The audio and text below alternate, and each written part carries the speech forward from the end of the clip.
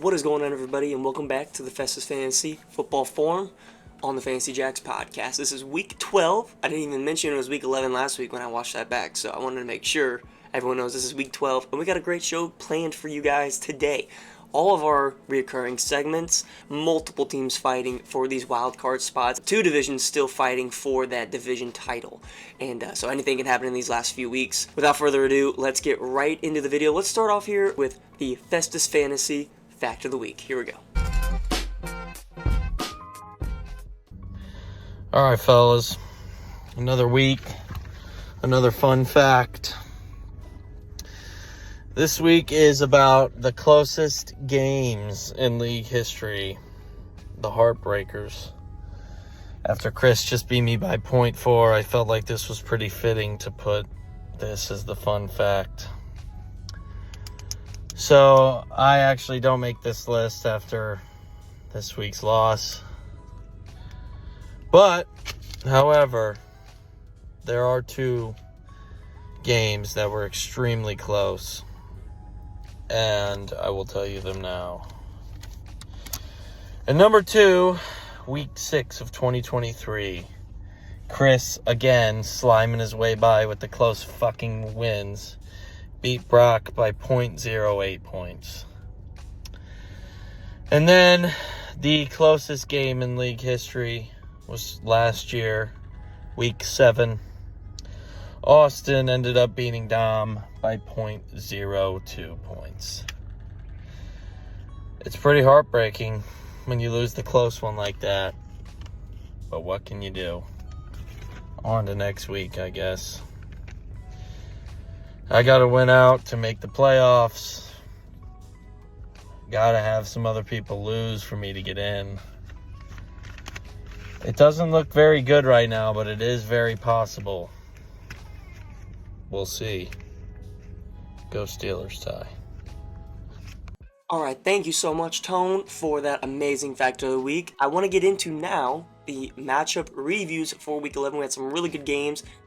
Here's our playoff percent chances right now for all the teams. Right now, Mez, the only one clinched here at 10-1. When you look at the West Division, 87, 84, 68% chance all to make the playoffs here. That's a really intimidating thing to see. And then you come over here with a 6-5 record, Bucky's Backpack, only 31% chance to make the playoffs. And then the East, really underwhelming, but it is a little bit more competitive than people might want to give it credit for. So let's go now into the matchup reviews. I would like to say that last week I went again 4-2, bringing my overall record for the season to 38-28, off to a terrible start this year, and really have bounced back in this later part of the season, which I'm really proud of. But let's get into this first game here. Okay, the Guardians took down Dom's Girth 107.12 to 50.44. We're going to be looking at this score again here in a little bit. I was super scared about this game coming into it. I thought that for sure Dom's team would have a huge bounce back week considering the downward trajectory that it was on, and it did not happen at all. No one on this team scored over 14 points, and Mahomes was the only one to score over 10. Khalil Shakir, terrible performance. I mean, now it's looking like the trade for Judkins, Metcalf, and Sutton has been a complete L for Dom. It looked like he won it. Now it's, I think, set in stone that he lost, considering Derrick Henry has been doing very, very well recently. When you go to the Guardians, underperforming matchup for sure. Guys like Breece Hall, Ladd McConkey, Rome Odunze again, and Caleb Williams. That stack is not treating me right, honestly. But then you had an absolute legendary performance by Tedewara McMillan and Drake London, who I am going to miss dearly. But Tedewara McMillan, absolute stud. What does that bring his total wide receiver number to? Wide receiver 9 right now. Holy shit, that is awesome. You're not getting him. None of you motherfuckers are getting him. Unless you send me a great offer. But anyways, Guardians of Your Mom's House takes down Dom's Girth. Let's go to 12-man blitz, taking on Name Still Loading. Well, we took him down, I should say. 116.58 to 93.76. Another game where I don't think Colin's team has really hit its ceiling, but it's got a floor, man. And that's about 115. I don't think this team has scored under 115 all season. And it's really coming off of the back of a huge Josh Allen performance. 6 touchdowns. Sam Darnold really let you down this week again. Monte Vidal let you down again. Quentin Johnston let you down again. I can't even believe that he's even rostered at this point. I mean, is that I get it. Sometimes he's having good games, but when you look at, 0, 9, 15, 0, 11, like that is so inconsistent. That is so boomer bust, and I feel bad for you. As a Chargers fan, it sucks right now. Colin here, this was a huge win, keeping him in first place for that division lead. AJ, this is another concerning thing. I mean, the East Division is running into its hardest part of the schedule right now, playing against this West Division. I know me and AJ specifically. So this is really coming down to who can get a win in these last few weeks. Let's go to the Redskins. They took down Bucky's Backpack 107.02 to 80.64. Underwhelming game. I kind of think we all expected this. Buggy's Backpack, again, another game not over 100 points. George Pickens had a monster game, but it really did not matter. If it wasn't for that, this team would have been in lowest score all-time contention. For the Redskins, a bad game for him as well, besides George Kittle, who has been electric ever since the past couple weeks, I really should say, who, funny enough, was on Jay Gill's team. So these two teams made that trade a few weeks ago. In the end, it really didn't benefit anybody because these two teams are in the gutter right now. If Jay Gill can just muster up maybe one more win, it might be all he needs. So, 3 weeks left to win one game, it's possible. Can't Chubb check. He took down Team DD 122.92 to 79.1. Newly acquired CeeDee Lamb did alright, not too bad at all. For his wide receiver room, I bet it was refreshing to see someone score over 15, almost 20 points. Devontae Smith, Romeo Doubs, Jordan Addison, they have been terrible for you this year. But Christian McCaffrey, 35 points. It's just, you can't beat it. You cannot beat Mez's team. 10 straight wins now. When you look at Austin, look, the team looks better, but it performed poorly again. 8 losses now. I would say officially out of the playoffs. A team has never won with 8 losses, and he doesn't have the points for to make it anyways over teams that, if they did get 8 losses, would sneak in. So, Team DD out of the playoff race. Let's go to upset of the year, folks. 22-point differential coming into this week. The Dogs took down Brockzilla, a huge loss, like the worst loss Brock could have right now. 86.02 to 77.74. Travion Henderson, man. Tyler drafted Travion, and I believe the 4th round, and he held him. 4th round. He held him all the way to now, and he is paying so many dividends for Tyler's team. 86 points and a win is not impressive by any means, but it got the job done. You're not really going to question it. 4-7, still a slight chance to make the playoffs. For Brock, like I mentioned earlier, what an absolutely awful loss. Just a terrible, you cannot have this loss right now, especially with the schedule that you have and the other members of your division who they're playing to end the season. You might have lost Josh Jacobs for a couple weeks, which again, in crunch time is not ideal at all. Justin Jefferson, a bad performance again. Amon-Ra St. Brown, uncharacteristically a bad performance all around. I get it, you had Tyler Rowan on a bye. Brian Thompson play, I get it. Marvin Harrison injured. Maybe misses again this week, actually. Brock's team is, oh my goodness. Let's go to the primetime game of Week 11. And this was going to be a great game. This is why I put this one in primetime. It didn't really matter too much on the stipulations besides for Tony. Performed really well. I thought this game was over on Thursday night. I think we all did. Terrell Jennings, what an absolutely awful play. One of the worst plays I've ever seen in the history of this league. And Chris got away with it. I mean, I'm absolutely heartbroken about that.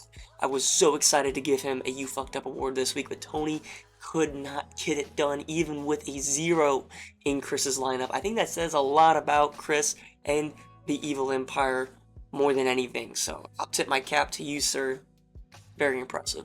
Jacking Goff, you gotta get rid of Jared Goff. I mean, he's ass, right? Like, he's awful. You cannot rely on him to do anything for you.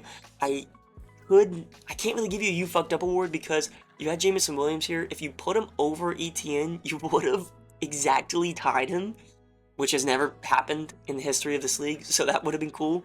But you wouldn't have won, so I'm not really going to give you a You Fucked Up for that. Tony, another one of those guys where if he keeps losing, right, 5-6 now, he's going to go up against a couple tough opponents to finish out the year. He's been scoring really, really well in out this season, especially ever since the James Cook trade. I don't really know what to say for him. except he's kind of just getting super unlucky. He's getting banged right now, bro. He's getting banged.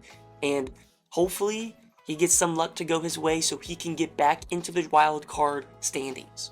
So that's going to be it for the Week 11 reviews. Again, here's a little bit of a snapshot of what the playoff picture is looking like if it were to happen today. This is 1 through 6.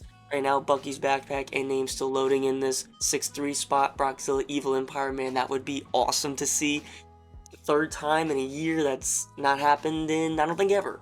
Going back all the way to the time these two teams met in the championship game. As I mentioned, we had a couple records broken. I'm going to play our Record Breakers segment. Here we go.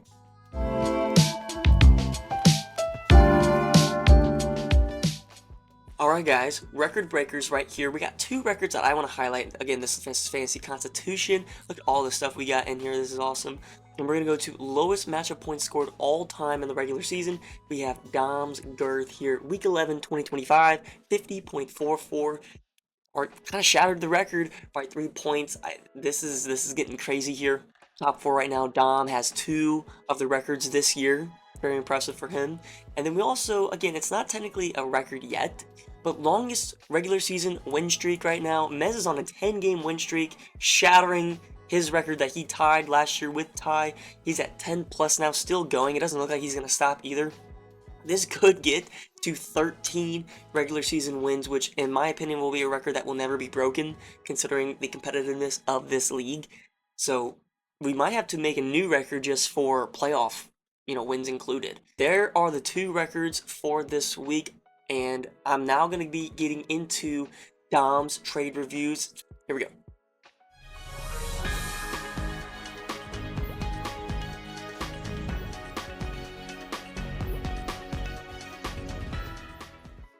So, surprise, I don't think Dom sent me anything again, so I'm just going to fill in for him, and I'm just going to do it for this segment because I want to review some of the trades that we've had. And again, everyone has their own 2 cents about it, but we've actually had a couple of weeks data now for a couple of these trades, and I want to just review them. So the first one here, Travis Kelce for Chris Godwin and Rico Dowdle. This was right before Rico Dowdle was told he would be the starter for Carolina, and ever since then, Travis Kelce, I think, has been like tight end 1. Honestly, what is he right now? Tight end 3, you can't see it on the screen, sorry about that. But Rico Dowdle has been running back 10. So considering how you view things, especially with Mez's team of what it was, Travis Kelce's been amazing for him. So kind of a win-win trade here. Let's go to the next trade here. Aaron Jones and Woody Marks for T. Higgins. T. Higgins, a Hall of Famer for Mr. Tony. And Aaron Jones, I get it, has been injured all year, so his running back ranking is pretty low. But since coming back from his injury, 12 points, 16 points, 11 points, that's not bad at all for Austin. And then you go to Woody Marks, his opportunities have been great. 10, 14, 18 opportunities, even double digits since week 7. So he's really been getting a lot of work, and that's just rushing, by the way. And for T. Higgins, obviously, and the Cincinnati Bengals offense, he had players to consolidate. I think this is a good trade for both sides. Austin needed more depth at the running back position, and he got it. I get it, not flashy names by any means, but T. Higgins' value also isn't really that high anyways. So, in my opinion, great deal here for both managers. And then here's the big one, guys. Can't Chubb check. He traded the big Bijan Robinson again. Second time traded this year. Traded for CeeDee Lamb, essentially. Rashad White and Keenan Allen, they don't really mean anything. Those are non-factors, in my opinion. But Bijan Robinson for CeeDee Lamb is kind of as a fair trade, but you're really just reallocating the points of the running back position to the wide receiver position, and vice versa if you're Chris. Now, I do think Chris gets the better player here with Bijan Robinson, especially with Drake London going down. However, Kirk Cousins maybe hurts Bijan as well. CeeDee Lamb, he has to deal with George Pickens and Jake Ferguson in that high-powered Cowboys offense. That's going to be a concern as well. So I don't think either manager here really won or lost. You're mainly reallocating your points, and you have 2 players here that I don't think you can really trust. I know Bijan already had a great game. CeeDee Lamb had a good game last night as well. You can't really trust either, though, long term, considering their offensive problems. I think for 2 teams as good as this, it's kind of weird to see it, honestly. I guess if you want to help your opponents, your potential championship opponent, then go for it. Just my 2 cents. Alright, let's get into the matchup previews for Week 12. It's a huge week, guys. Here we go. Alright, guys, so here we go with the matchup previews for Week 12. Spoiler alert, we have 2 prime time games this week, guys. I'm super pumped. This is crunch time of fantasy, and this is what everybody loves to play for. Everybody fighting for that last couple spots in the playoffs. You absolutely love to see it. We're going to start off here a little bit not fun, right? Bucky's backpack taking on Dom's girth. This is, look at this fucking, I get it. Tuesday recording this. Everyone has their bye weeks. No one hasn't really done their waivers yet. So the projection totals are going to be super low. But 55 to 73 here. This is, I think, going to be a record-breaking performance for lowest score ever. If there's ever 2 teams to do it, it is these 2 teams. And they are all having bye week problems. Buggy's backpack has Justin Herbert out on bye. Zach Ertz out on bye, Malik Washington out on bye, J.K. Dobbins injured, Booty injured, Bucky Irving may be coming back, but probably not because I don't know what his deal was this year. What an awful, awful situation. For Dom, JCM on bye, Cortland Sutton on bye. You have some bench players, I guess. Tony Pollard, get back into the starting lineup, buddy. This is such a gross game. I'm kind of excited to watch it because it's going to be so low scoring. On top of that, you have some pretty tough matchups with, Mahomes going up against Indiana, Tyrone Tracy going up against Detroit, George Pickens against Philadelphia. I mean, it's going to be a tough game for tough matchups for a lot of these players. I'm going to give this win to Dom's girth, but this is going to be a fun one to watch. Let's go to the Washington Redskins taking on Team Didi this week, about 120 to 118. Both teams looking pretty good this week. RG Harvey out on bye for the Redskins. Shouldn't be a huge deal, but Troy Franklin, and it looks like Jackson Dart may be still injured this week. Ricky Pearsall probably going to be coming back into the starting lineup for Mr. Austin. Another kind of boring game, but super tight projection total. Again, this one doesn't really mean anything at this point besides maybe consolation bracket seeding, potentially. So again, we still have a last place punishment. I'm actually going to give this one to Austin. I think the Dak and Javonte Williams stack against Philadelphia is going to be it's not going to work at all. It's going to be bad. I think Ashton Genty against Cleveland is going to be really bad.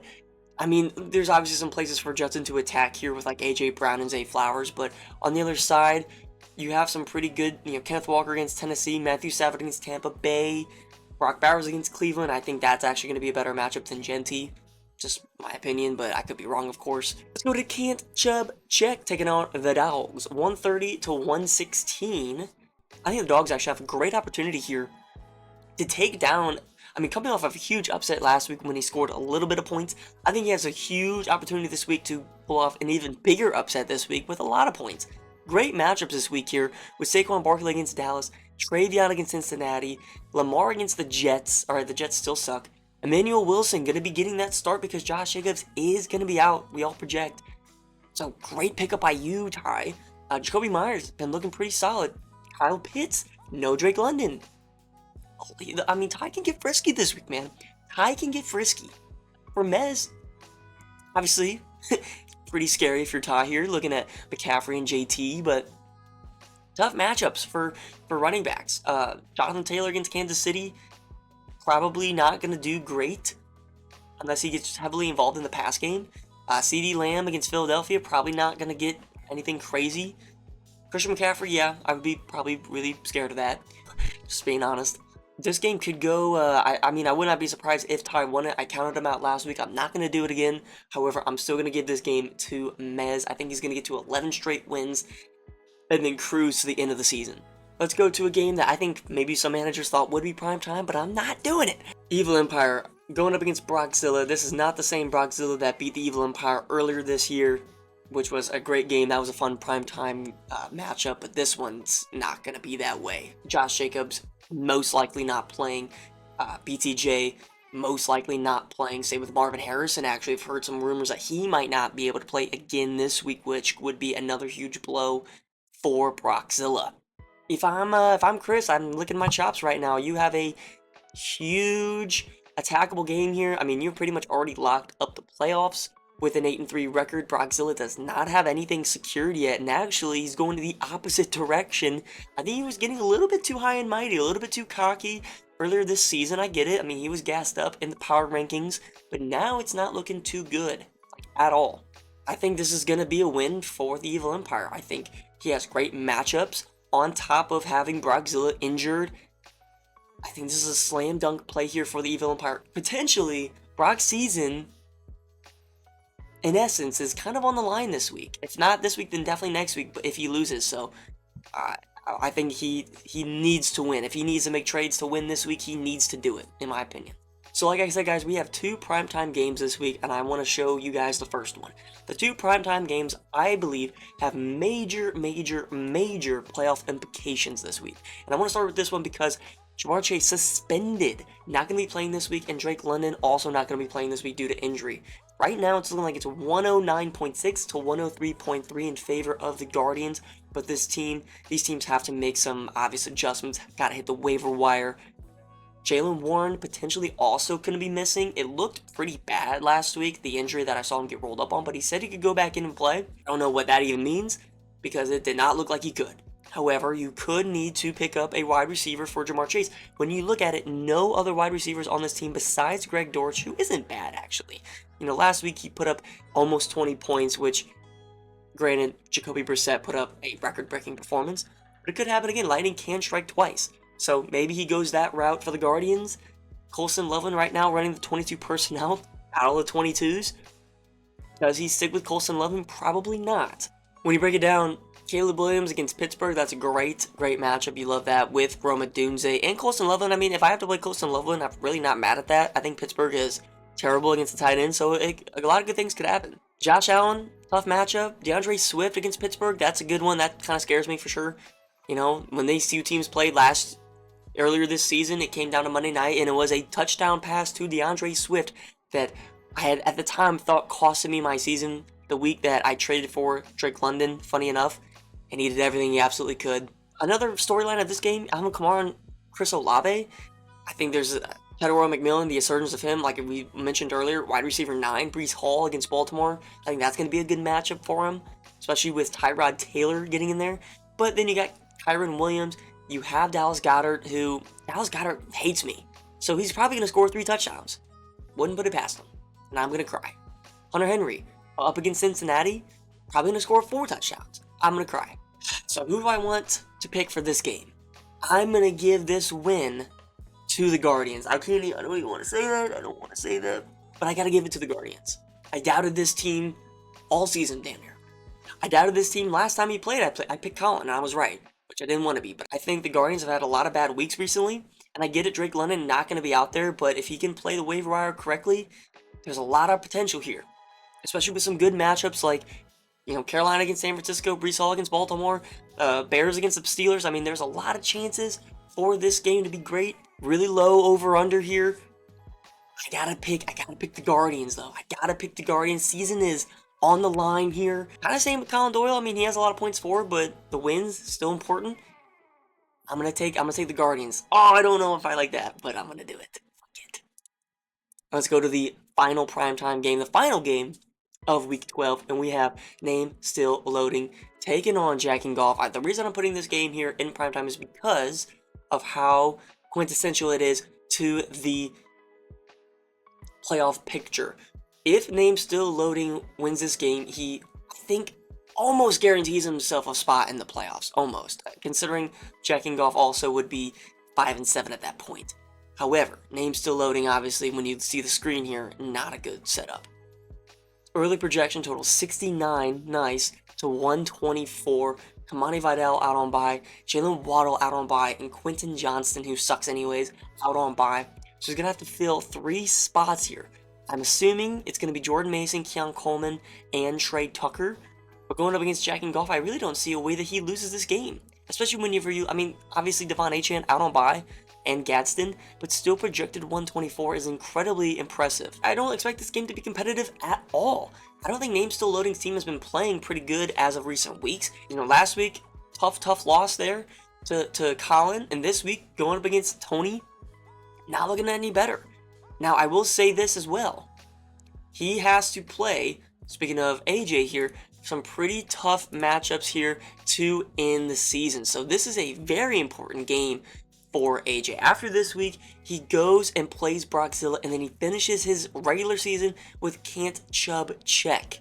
That's an absolute fucking gauntlet. Really is insane. That's really tough for AJ. For Tony here, okay, not really anything too crazy. I mean, AJ this week, Guardians next week, and then Bucky's backpack to finish off his season. There is still a chance that he makes playoffs, even if something horrendously bad goes wrong in this game. So I'm going to keep the analysis kind of short here because I truly don't know if there's a way Name Still Loading wins. Unless Jack and Goff faces incredible injuries this week. JSN against Tennessee, Stephon Diggs against Cincinnati, Travis Etienne against Arizona. We just saw what CMC did to them. I don't know if there's a way Tony loses this. Any points that he gets from Sam Darnold to JSN, it's going to negatively affect him. So that's another position down basically for AJ. I don't see it this week, guys. I just don't see it for him, unfortunately. So those are my picks. I'm going to go through them one more time. I have Dom's Girth winning. I have the Washington Redskins winning. I have Can't Chub Check winning, but don't sleep on the dogs this week. I have the Evil Empire winning. And for the 2 primetime games, I have Jack and Goff winning and the Guardians of Your Mom's House winning. So I hope you guys enjoyed all that. Let's now get into Ty's Lock of the Week for Week 12. What the fuck is up, boys? Back for another week. Ty's Locks. We're hitting. That's back-to-back weeks. I don't think we've done that once all season. Matter of fact, I know we haven't done that all season based on the record. Now we get that up to 7. Looking real good because Jackson wants to fucking punish me. What a weirdo. Anyways, I feel like I do good when I'm out here smoking my joints and talking to y'all about betting. I feel like I lock in. I feel like I zone in, you know? I feel like I just see the field very well when I'm out here. I don't know what it is. But here we are, another week. What are we going to do this week? Well, taking a look at the field a little bit. Some of these boys are slow to set lineup. So for me to get this video into Jackson on Wednesday, sometimes it's tough because I was looking at the under of Jaden and Dom. Neither of them have set their lineups. They got like 3 dudes on buys and they're in each lineup. Maybe, I don't even know. It's crazy over there. Was gonna look at AJ's game. I forget who he was playing, but he didn't have it. He had running back in Vidal, I think, and yeah, I mean, so some of you, I would like for my segment, it would be helpful for y'all to jump on it. You know, get on the ball a little earlier. Even though I know the season might not be looking good for you, like my lineup's set. My lineup's set. Pretty much. I might take one guy out and flip him like Kareem Hunt. You never know. I got terrible flexes, so it's really a crapshoot every single week with them 2 positions. So it'd just be helpful. I mean, I don't mean to call you guys out by name. I guess I did. So I mean, I don't mean to do that, but it'd just be helpful. You know, no shade. No shade. If not, I guess it's okay because I'll work around it. So we had one big spread. The other couple games I was looking at that lineups are ready to go for the most part. About 1 to 2 point spreads besides one that I'm going to pick. The other one was about 22 point spread for Chris to beat Brock, which I'm not going to take that. I already hit on Brock covering against Chris, so we ain't going to do it again now that he's got my king. So, you guys might not like it. I know one person ain't going to like it because he might feel like I'm targeting him, which I kind of am this week with Jaylen Warren banged up, with Jamar Chase suspended for a week. I'm going to take Jackson to cover a 4-point spread against Colin, win by 5 or more. We'll call it 4. We'll call it flat 4. 4 for a push, 5 or more for the hit. Come through for me, Jackson. Tone, go steal this baby.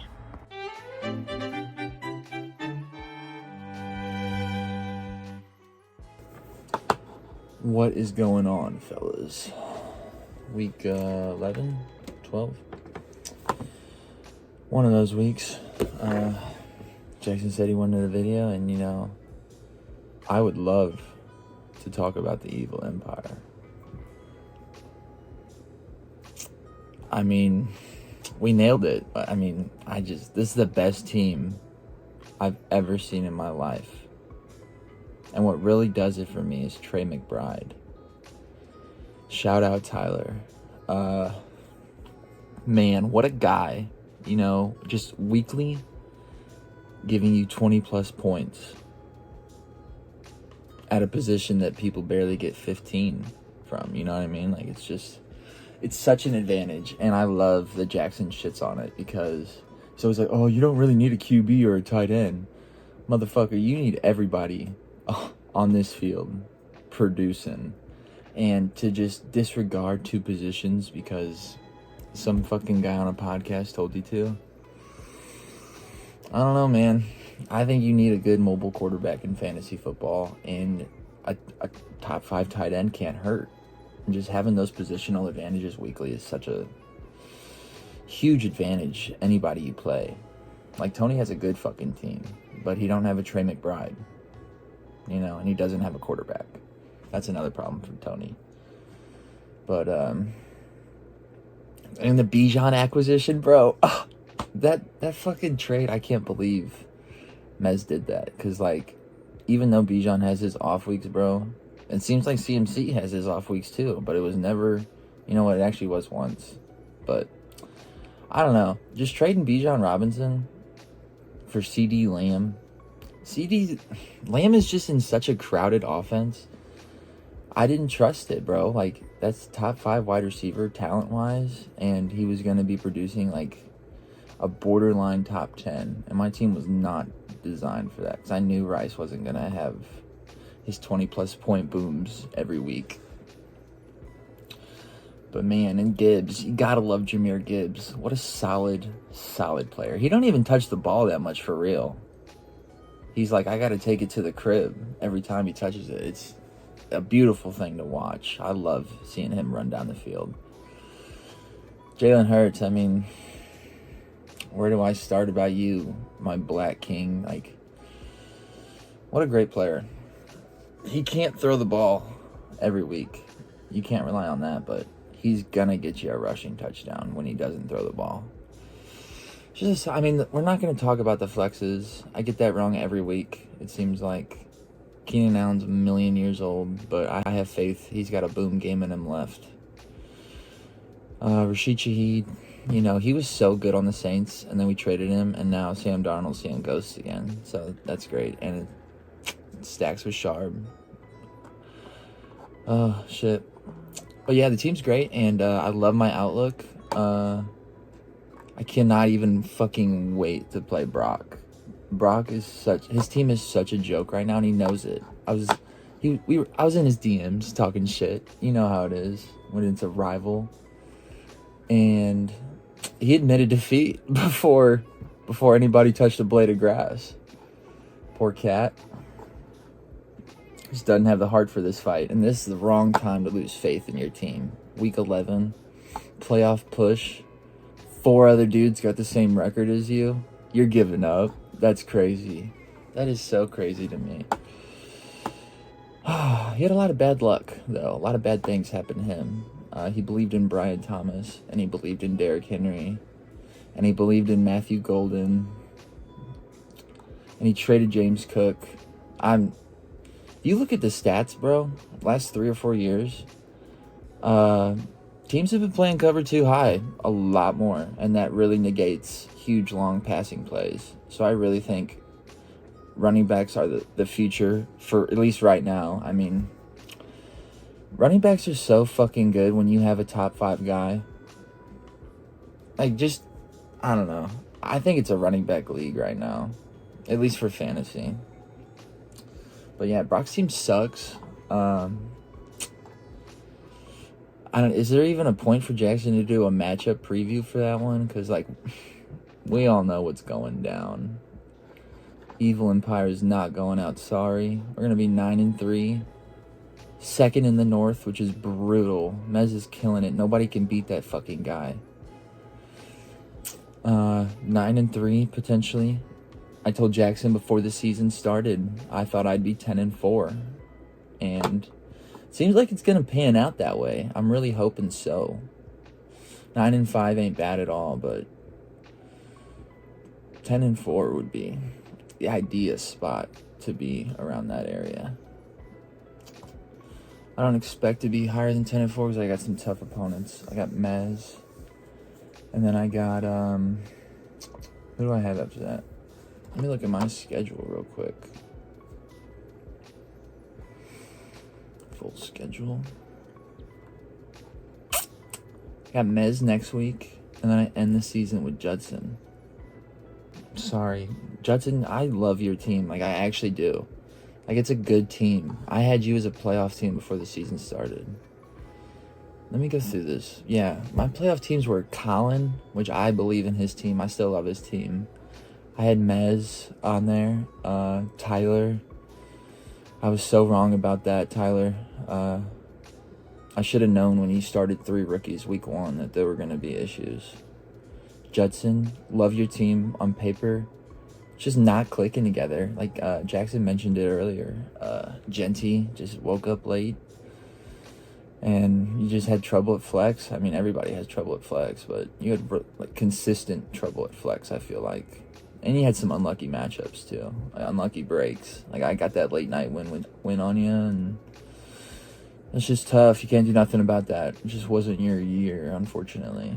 And then I had me after Judson. I really liked my team pre-draft, and it doesn't look anything like what it did. But I like my team even more now. I think my team's perfect. I don't think I have to make a trade besides injury. And then I had Brock on there. And it just sounds like he's losing the heart for the playoff push. And, you know, that's really unfortunate whenever early on in the year you start off fucking 4-3, 4-2, whatever he was, talking mad shit to Jackson like he had any business doing so. Brock, you ain't done shit in this league, brother. I'm just gonna cut to the chase.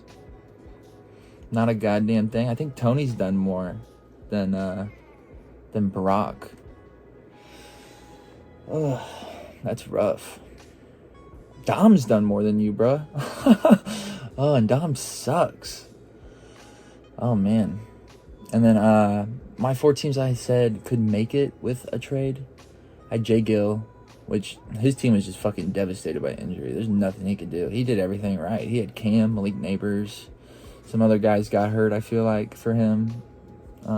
Just Bucky. Like, that's fucked, bro. That is not great. He would have made the playoffs, I think, if his team was healthy. He had a good team.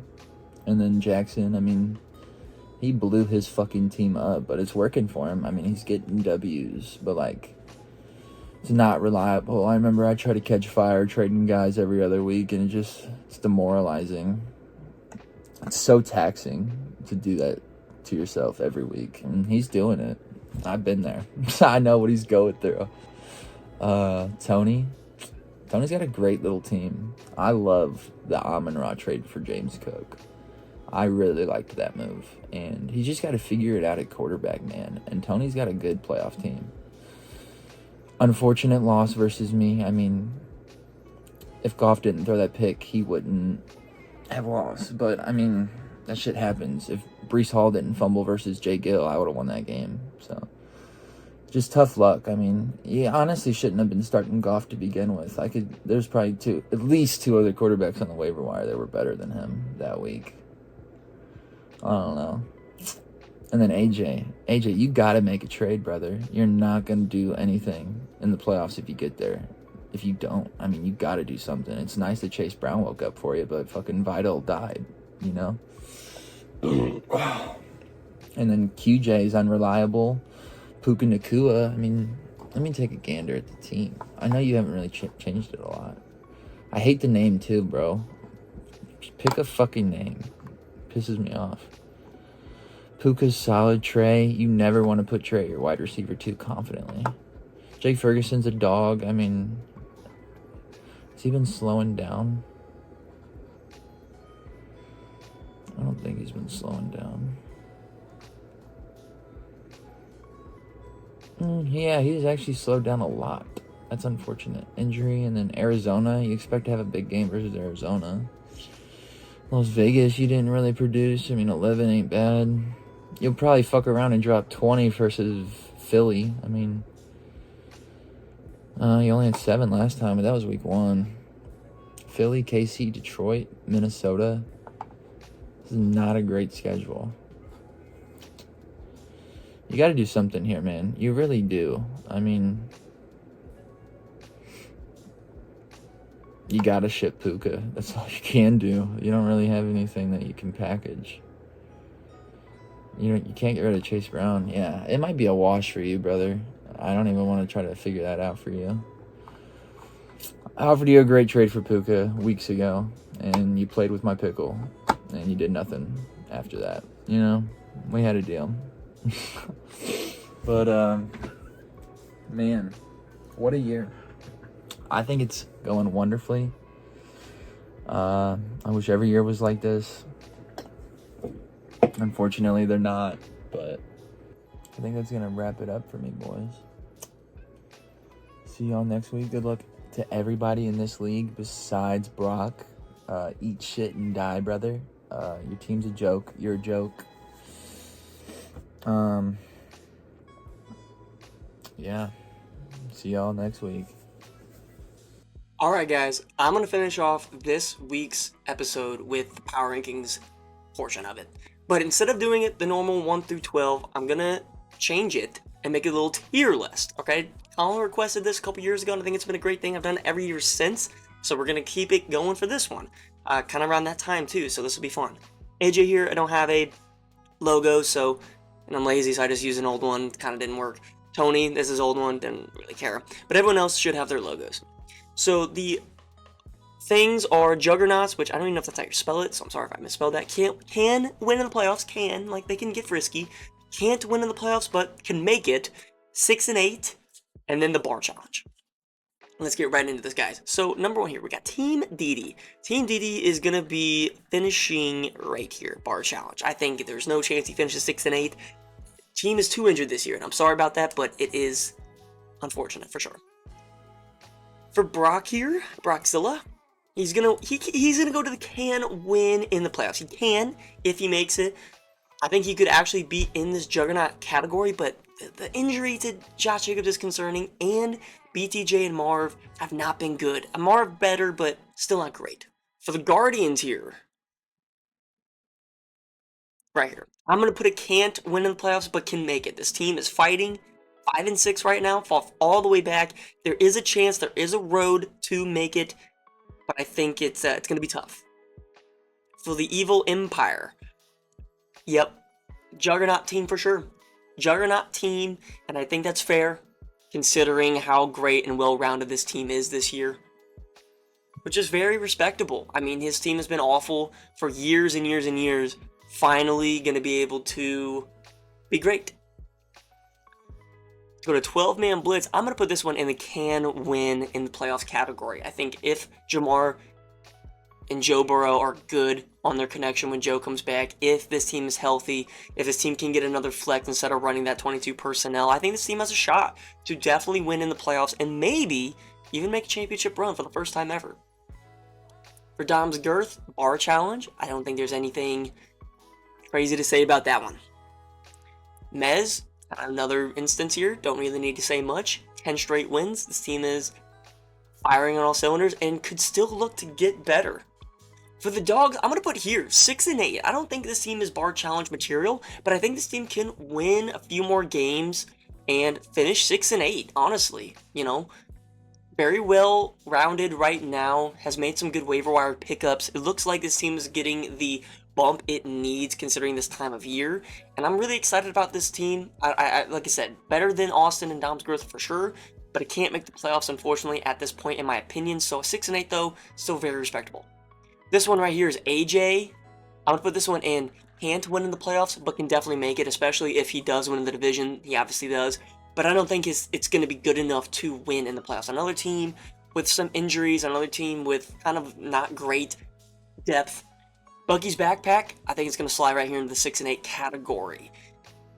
just it's not gonna get the bar. I might actually get the bar challenge. I have no idea, but I hope not for the guy.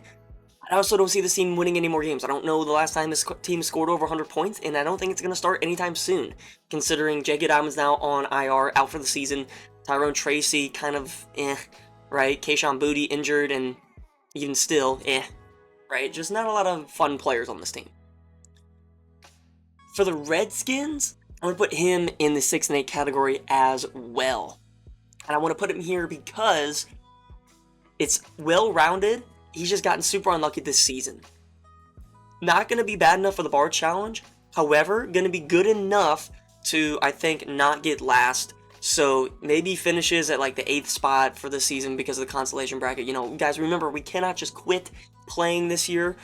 We have a challenge, and we got to play through the consolation bracket. And for the final one here, I have Tony. Again, don't have a logo for him, so I'm going to put him right up here in the can win in the playoff section. This division right up here. This division is going to be a bloodbath. I mean, they can all win in the playoffs, and I think they're all going to make it. It really comes down to Guardians or name still loading. So that's going to be a fun way to end this season. Just for housekeeping items, Chris will stay at the #1 position for this week, and Dom will be last. So that's another spot in first for Chris, and another spot in last for Dom. That's going to go towards our end of the season end of the season ceremony. You'll see what I mean later on. But I hope you guys enjoyed. Let me know if I got any of this wrong, or maybe if I needed to add a category. But if you like this video, leave a like. Why not, you know? Switch it up a little bit from the power ranking segment. It's kind of fun, you know? Kind of fun and frisky. So, good luck to everybody this week except Colin. I hope everyone on your team forgets they have a game this week. Alright, see you guys.